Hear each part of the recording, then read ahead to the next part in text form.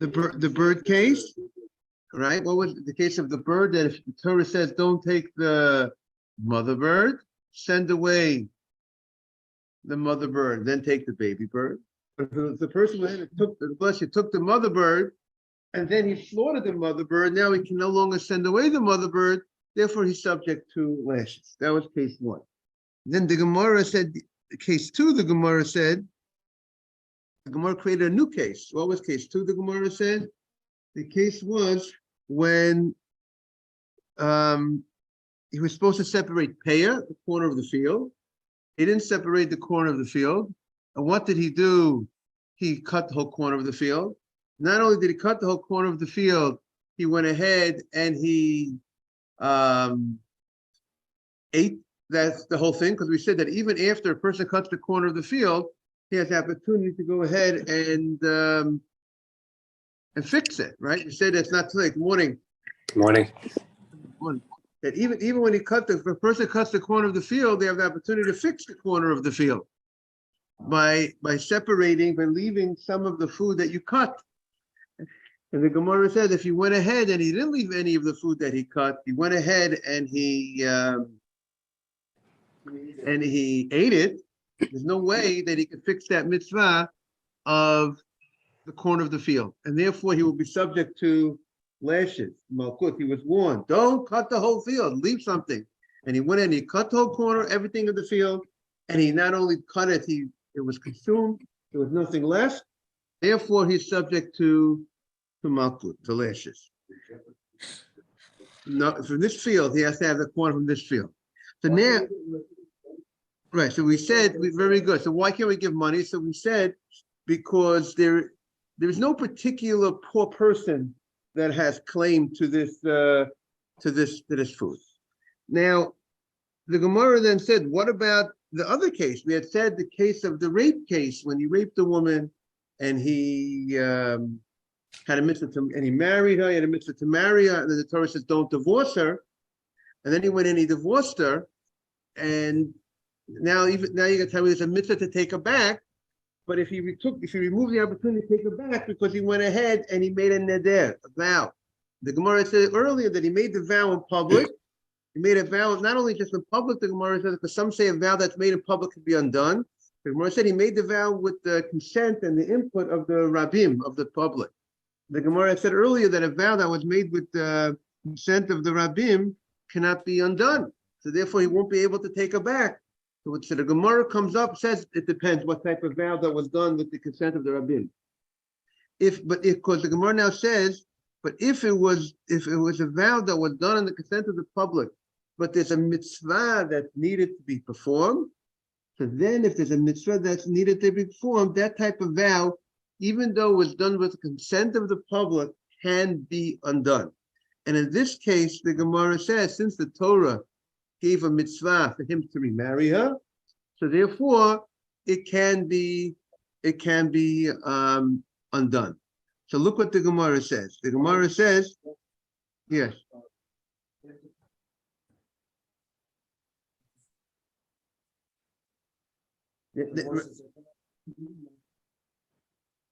Cohen is not allowed to remarry his own wife, even his own wife. But if a Kohen cannot remarry, if a Kohen divorces his wife, so there was never a mitzvah for him to remarry her. I mean, so again, right. So a person who rapes someone who raped his wife, and if he was a non-Kohen, so then there's a mitzvah to marry her, and he's not allowed to divorce her. And if he divorces her, he has a mitzvah to take her back. But if he's a Kohen who raped this single woman, okay, so then he would have a mitzvah to marry her, but he has a mitzvah not to divorce her. But if he divorces her, he has no mitzvah to remarry her. So it's not a mitzvah. It's not. He'll get lashes, but it's not. But it was never. But he'll get lashes. But it was never there was never a fix for his violation. We're talking about a case when the Torah gives a fix for a violation.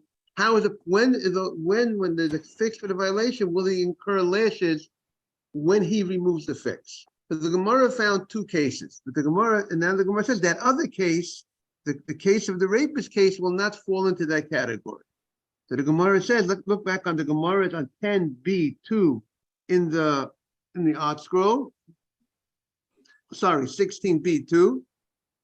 The Gemara says, or really, it starts on 16b1 on the bottom. The last line of al ones lo.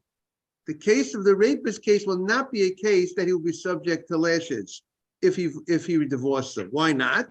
What? Because the Gemara says now on 16b1, 16b2. The heicha aminan adat rabbim ein lahafara. On 16b2, when do we say on the top? When do we say if a vow was made with the input of the public? It cannot be undone. That's what Dvar should. If the purpose is you want to undo the vow in order to allow a person to do a voluntary type of item. But if you want to undo the vow of a Dvar mitzvah, but if you want to undo the vow in order to enable a mitzvah, yesh hafara, there would be an allowance to undo the vow. And here, you want to undo the vow in order to allow him to marry this woman. And there's a mitzvah because he's supposed to take it back. And the Gemara illustrates this with a story. Yahud and Mikri Dardiki. There was a teacher of students, and the Havi Poster Bianuke. And he was too tough. Some explain that he was too tough. Rashi learned that he was too tough with the students. He was too strict. His discipline was too much. Meaning there is an idea of a rabbi, of a teacher disciplining students, but it has to be done just like a parent. A parent could discipline a but it can't be overdone.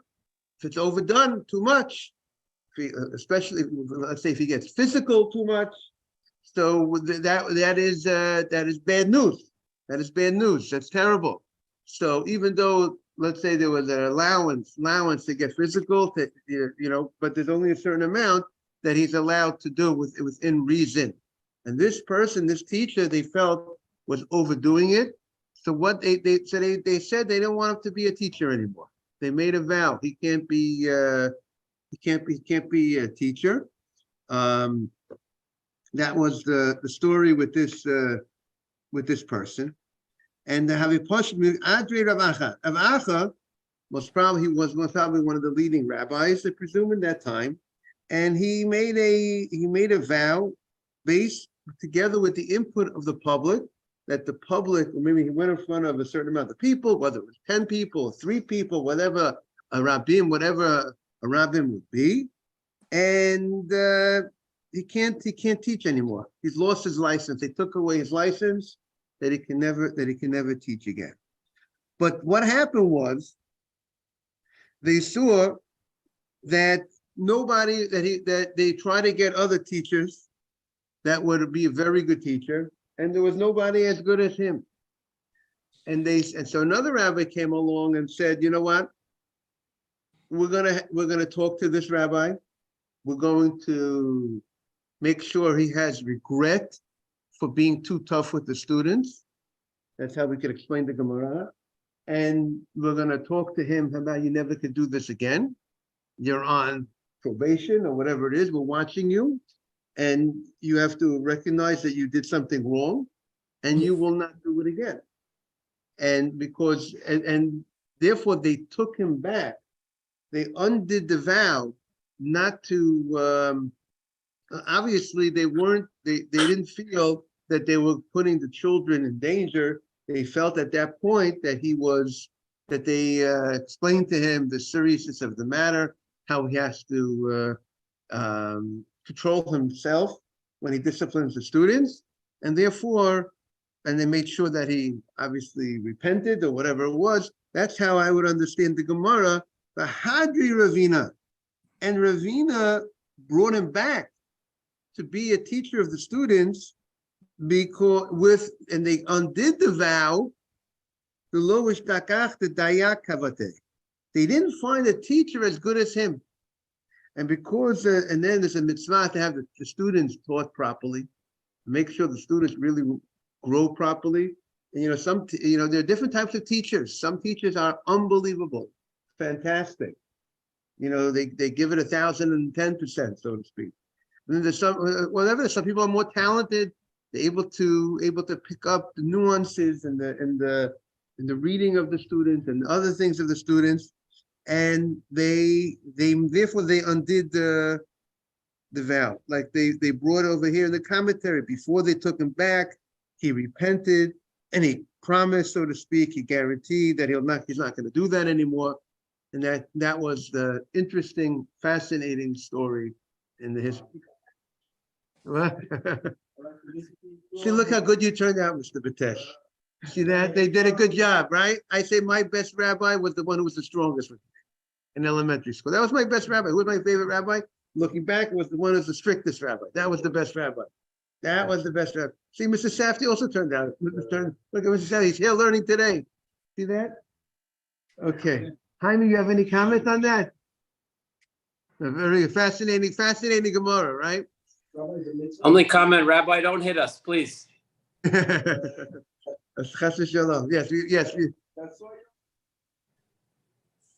it was.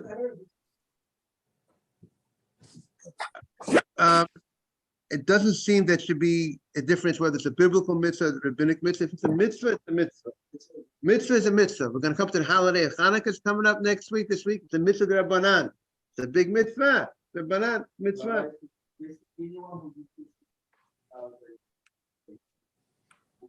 Tshuva is not enough. It has to be that you want to remove the vow to enable the person to do a mitzvah for a mitzvah purpose. Well, what's the mitzvah? Teach its students.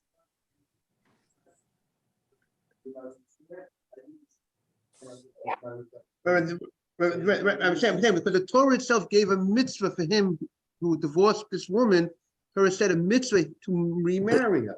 So the Torah gave the mitzvah. So even though we had made a vow to forbid that he was not allowed to have benefit, but now we're able to undo the vow because there's a mitzvah in place to remarry her.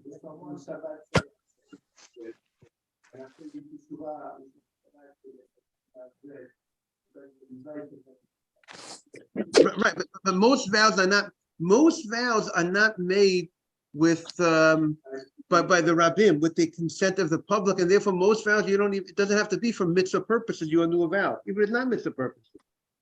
Most vows are not done with consent of a public, and you can undo it with just go in front of 3 people under certain circumstances. You could undo a vow. Only if a vow was done either in public, according to some opinions, and some opinions only a vow that's done in public, some say cannot be undone unless it's for a mitzvah purpose, or some say even a vow that's done in public, as long as it wasn't done with the input of the public, they weren't involved in consenting to the vow, you could go ahead and undo it. You have to go in front of 3 people to undo the vow. When you say like we do on Tarat Nedarim, like we do on before Rosh Hashanah, when they do it in front of this, they put 3 people. You go in front of 3 people. That's not Tarat Nedarim. Yes. Right. So now the Gemara makes this point that even though we said earlier that a vow that's made with the consent of the public cannot be undone, the Gemara now is mechadesh. But if if the purpose for undoing it is enabling a mitzvah, then you could undo such a vow. To remarry her is a mitzvah, but the Torah says to remarry is a mitzvah, so therefore that vow can be undone. And therefore, since it can be undone, therefore he's not subject to lashes because he did not ruin the ability to fix the violation. Violation was don't divorce this woman. Now he divorced her. He has the opportunity to remarry her. He didn't do anything to knock out the opportunity.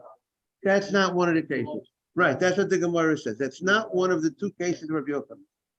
That's the switch, Mr. Safdie, of the Gemara. All right? The Peah and the Shluch HaKein. Peah and the Shluch HaKein, the corner of the field. And those are the 2 cases the Gemara said that you have the person has the ability to knock out the opportunity to fix it, and as a result of that, he will be subject to lashes. Okay, now Mazel tov, mabruk, everybody. We have finished this sugya of bitlo velo bitlo. This sugya this is a very fascinating sugya. Maybe we should have a siyum today on this beautiful sugya that we've spent a lot of time over the last few weeks. Okay, very good, Mr. Vitesh. Mr. Vitesh, we're gonna call you up tonight in your house, and you're gonna be reviewing the Gemara tonight in your house. Yes. Excuse me, Rabbi. Rabbi. Yes. Excuse me, I have a little question. Yes. We know that nedarim work. I make a neder, and how is it guaranteed that it's gonna work? So you should not make nedarim. We encourage people, don't make vows. Don't make any vows. You should just make your word should be as strong as a vow. You say something, you should keep it. That's the main thing. But don't ever say vows. Vows, when a person says a vow, they open themselves up to breaking the vow. And breaking a vow, even though a person should not break their word either. A word is supposed to be gold, but there's different ramifications, halachic ramifications by breaking a vow or breaking one's word. So the guy says, I'm going to go to the Yankee game tonight. You don't keep it. There's no ramifications. But you say you're going to go. You say a vow. I'm going to do something. There's a lot of ramifications. So we should stay away from vows. That's that. And somebody called me up yesterday. Said, Rabbi, I made a certain vow not to do a certain thing. I violated my vow. He feels terrible about it. I said you should feel terrible about it because the Torah says you shouldn't do it, not because you made a vow. And I told him you shouldn't be making vows. Don't make vows. So I just recommend people should stay away from saying vows. You keep it. If you keep a vow, then you can ask, and you can say, if I do this, then I will get something else.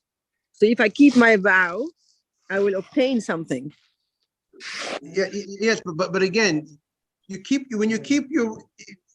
I would suggest not to make the vow. I would suggest not to make the vow to begin with.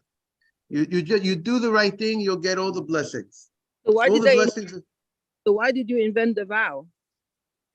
Okay, there is a concept. There is a concept of vows, but people have to, sometimes a person sometimes would go ahead and, if they need that extra strength by making a vow, that will help them. But on the other hand, it's playing with fire a little bit. So basically, do vows work? That's what I want to know. Does it work?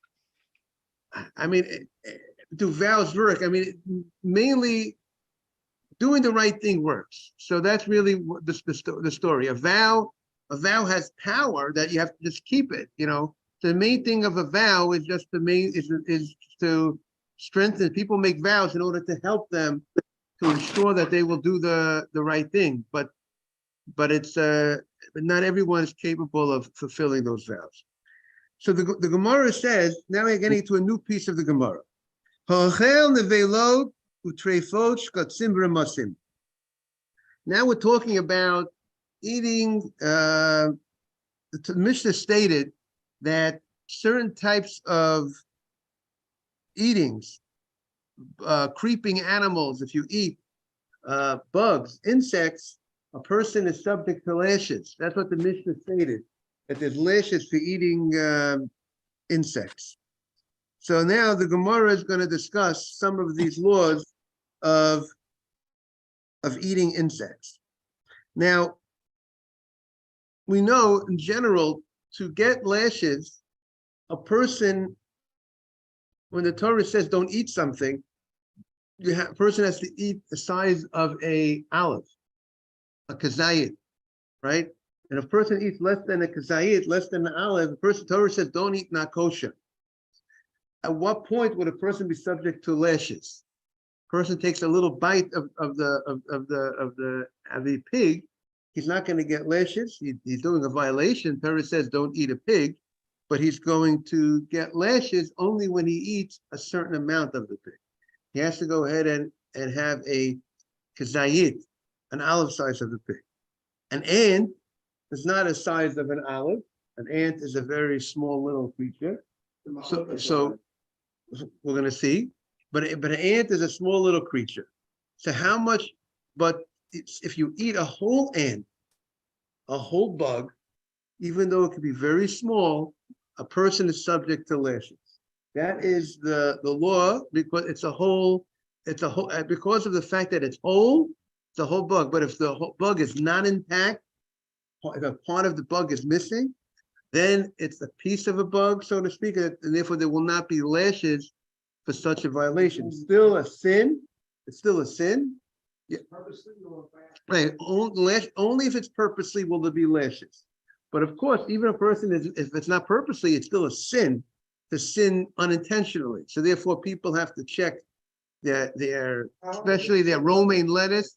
There's certain methods everyone should call up the Star K, the OU, or talk to your wife, the ladies who are usually involved in this in the kitchen, how they are checking the vegetables. The best thing is you buy, what do they call, the greenhouse vegetables, the vegetables that they're not subject to soil, all these things, and they have these special, what do they call it? Rabbi, Whatever they're called. Yes. do you eat broccoli? I don't eat broccoli heads. I only eat the stem broccoli personally. That's my. Now And, and strawberries? I would only cut off the outside. I would cut off the outside of the whole outside of the strawberry. I do like you peel a potato. So you're not, no matter what. What'd you say? No matter how well it's cleaned, it can't be done, you're saying. I'm not saying, at least that's how I do it. I'm not saying I can't say. You're very careful. Yes, exactly. So growing up, I was the one responsible in my house to check the romaine lettuce for Pesach. So I had firsthand experience of seeing the bugs in the romaine lettuce many moons ago, and so everyone needs to know how to check it. You should, like I said, you should see what's the recommended way to check it. We will bring in exactly what's the recommended way to check it. But that, as you know, the bugs in the romaine lettuce are camouflage. The bugs are nice and green, and they fit in right with the blend with the lettuce. So when I see romaine lettuce, I know to run the other way. So that's what I want to tell you, that we got to be very careful with romaine lettuce in comparison to iceberg lettuce. Iceberg lettuce is much better. It's much less issues. Again, whatever's recommended, how you're supposed to, what you're supposed to do. You should, call up the kashrus HC, or talk to your wife, but she's went through it and she knows what needs to. She's found out what needs to be done and how to do it right. And Rabbi, So, this Gemara addresses why frozen fruits and vegetables are good, because it breaks the bug into pieces, so it's not whole. It doesn't address that, but if you know, it doesn't address that, but maybe we'll see how we'll connect a little bit about that, Because you just said if it's whole, if it's not whole, there's no lashes. There's no lashes, but it's still a prohibition, meaning it's still a prohibition. So therefore, we're not going to say just take a, and also so also there's another concept that I can't do something if there's something that's forbidden, and I can't do something to make it, to nullify something. I can't do an act. So if I know there's something not kosher in this. No, I'm talking about by accidental. Right. After it happened. Right. That's different. But I can't do something to make it happen. Just like I can't take a little bit of milk. Let's say I have a pot of meat, big pot of meat. I have 100 ounces of meat. I can't, even though if there's 1 ounce of milk, if it falls into that pot of meat, if somebody's a little kid takes his milk bottle and puts 1 ounce of milk into the pot of meat, if the pot of meat is 60 times the amount of the milk, then everything would be fine. But I can't go ahead and put that drop of milk in it to nullify it. After the fact, we say it could be eaten. So we'll have to see more about that as well. So now the Gemara says, Omar Rabbi Yehuda. Rabbi Yehuda says, Hai man the achal binata de karva. A person that ate a worm that's found in cabbage. So a worm that's found in cabbage, malkinun lei mishum sheretz hashoretz al aretz. We're going to give him lashes because of the violation of a creeping animal, what you call it, teeming, creeping animal that's going on the ground. And the way Rashi explains, interesting, there are 5 prohibitions.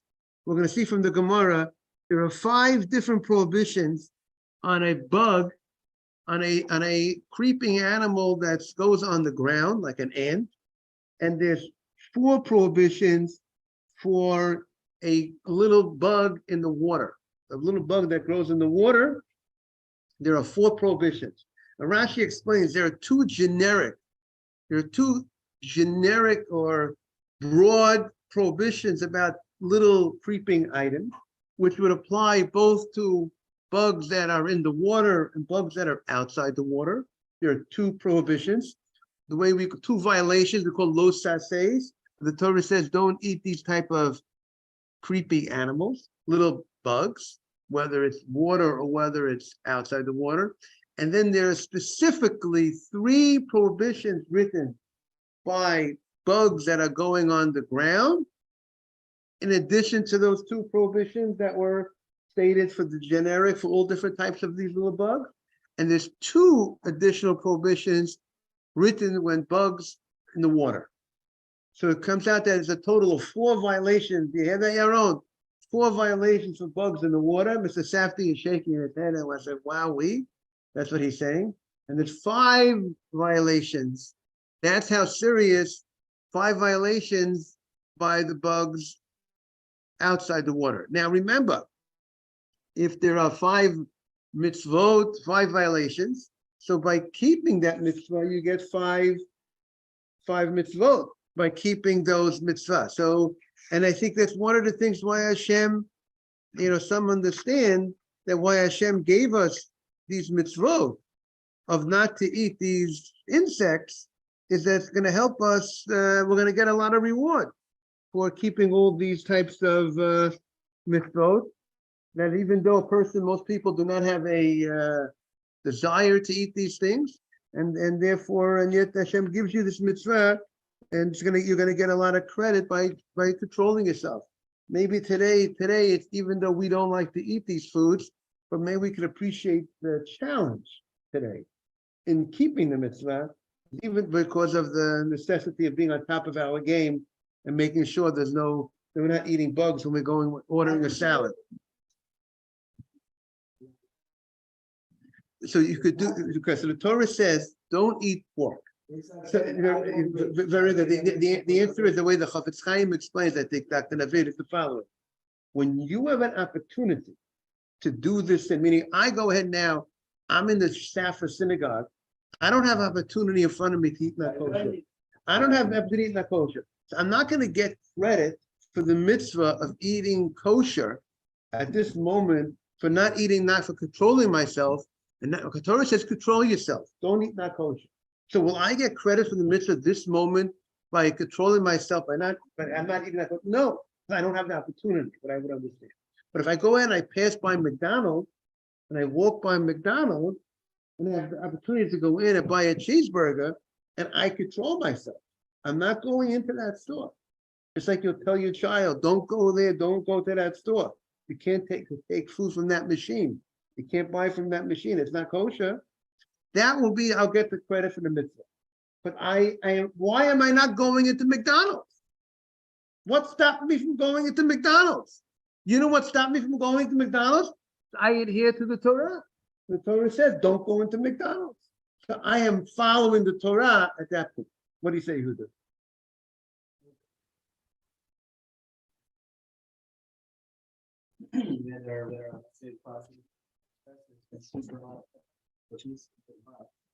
Right.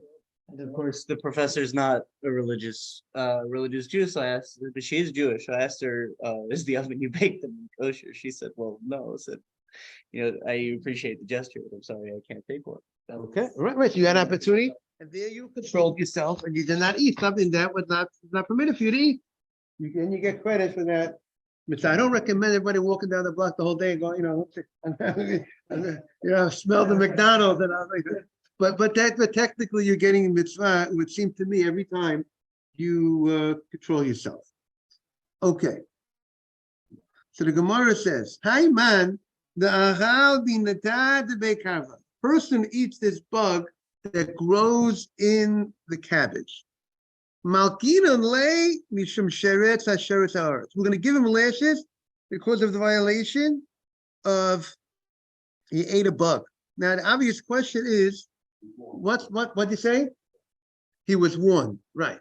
And the question is, what is the chidush? What is the novel? Why would we think otherwise that he should not get lashes? That you need to tell me that if you ate this bug that's in the cabbage, okay, he ate the romaine lettuce, he ate the bug that's in the romaine lettuce, why would you think that he will not get lashes? You say maybe the chiddush is because even though it's less than a kedayid, even though it's so small, you might have thought that even though maybe you will not get lashes. That's a nice idea, because the Gemara also says and the Gemara continues. So first, the rabbi said, if you eat this type of bug that's found in the cabbage, this is how Rashi learns that. We'll say Tosfos in a minute. And the Gemara says there was actually a story. It was not only he said this more, and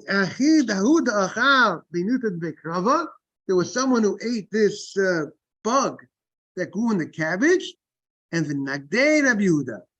And Rabbi Yehuda actually gave him lashes, exactly the way he said. And maybe, perhaps, there were other opinions that disagreed with him, but he said, you have to give the guy lashes, and he actually gave lashes. Now, like I said, the question is, what is the novelty? What is he teaching us? Why would we think otherwise that you shouldn't get lashes? That he needs to tell us what's the difference. So someone who explained. No, but no, we can't give him lashes unless it was on purpose. We can't give him lashes. No, he says the guy, he ate this food, right? He ate this bug, but then we can't give him lashes. Then we will not give him lashes. He knew there was a bug in here. So some explain the following. There is this interesting halacha regarding a bug, that if a bug grows let's say something is detached from the ground, it's no longer connected to the ground, and a bug grows inside that item and never left that item. So the Torah says a bug that's forbidden, the Torah identifies a bug that's in the water and the bug that's on the ground. But this bug, but very good. But if a bug grows not in the water and not on the side, and it's never been on the ground, that bug is not forbidden. If the bug comes out and goes on the ground, goes out, and let's say goes on the ground or whatever we have to do, that comes out, that bug will be forbidden. So okay. So if let's say somehow you would know, I think, by the way, this is some of the issues of I think, certain fish, that there are certain bugs inside certain fish. There are some rabbis that might be lenient if you know that that bug came from the fish itself, didn't come from outside the fish, and grew inside the fish. I think so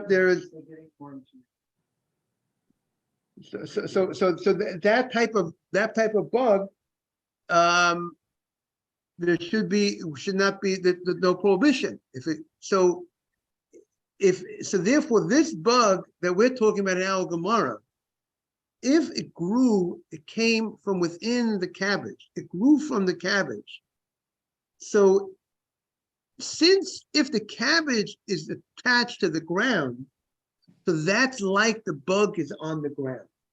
because even though it's inside the cabbage, grew from the cabbage, it never touched the ground itself, the bug. But it's inside the cabbage. The cabbage is attached to the ground. That's the chidush. That's called a bug that's on the ground, and therefore it's subject to lashes. And that seems to be his chidush, meaning if this thing was attached from the ground, if this plant, this cabbage was cut from the ground, and subsequent to the cut, then the bug formed in this item. Let's say it became moldy or something that became moldy, and the item that became moldy after it was detached from the ground, and then the bug from the bacteria or something, a bug formed, and that bug remained in the item. It would seem that that bug is not considered, that's not the bug that the Torah was referring to. But that bug never came out, was never on the ground, it was not created while the item was attached to the ground. So Rabbi, what about a worm that hatches in an apple? So it would seem that a worm that hatches in an apple, if it hatched while the apple was on the tree, so that would be considered that it was on the ground because it was connected to the tree. But So if through that worm is the ground, okay.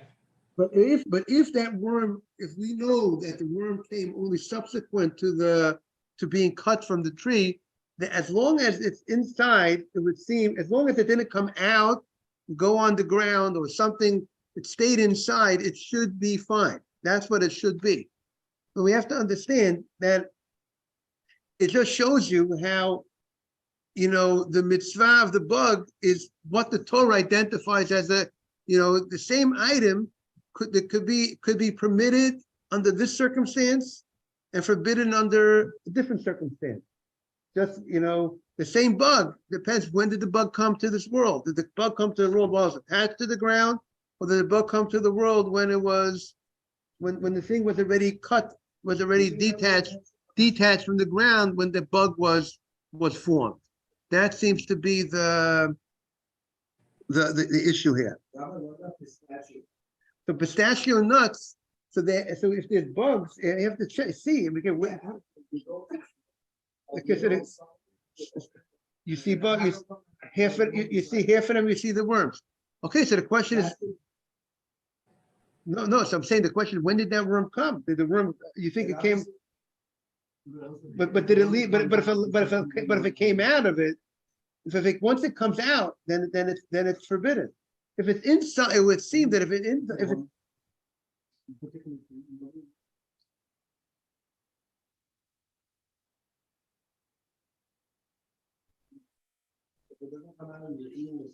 it didn't come out and it grew in the thing and it only came into the item only after it was detached, it would seem to be that's not the bug that the Torah is forbidding. So that's the chiddush over here of the Gemara. Okay, now the Gemara continues. Amar Abaye. Abaye says.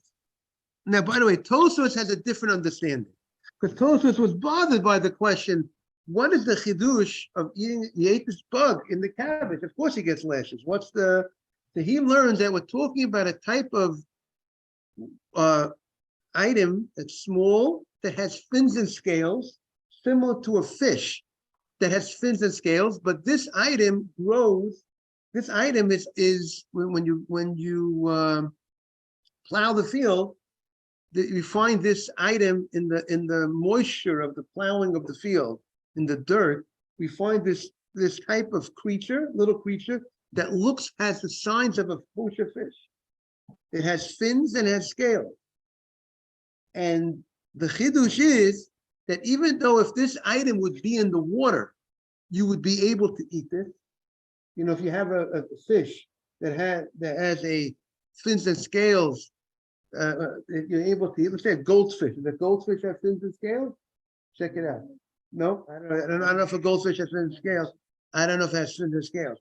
But if you have a fish that has fins and scales, you're able to go ahead and eat it.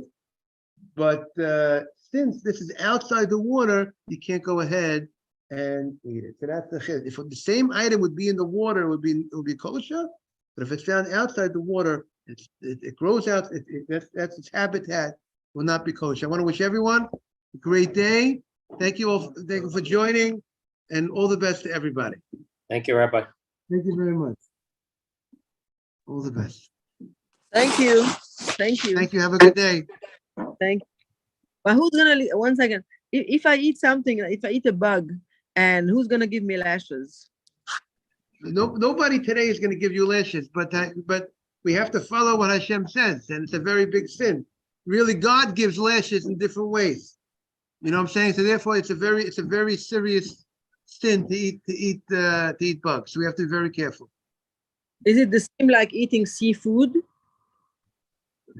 I mean, as long as if we're eating a bug, it's a big problem. We got to make sure we're not eating any bugs.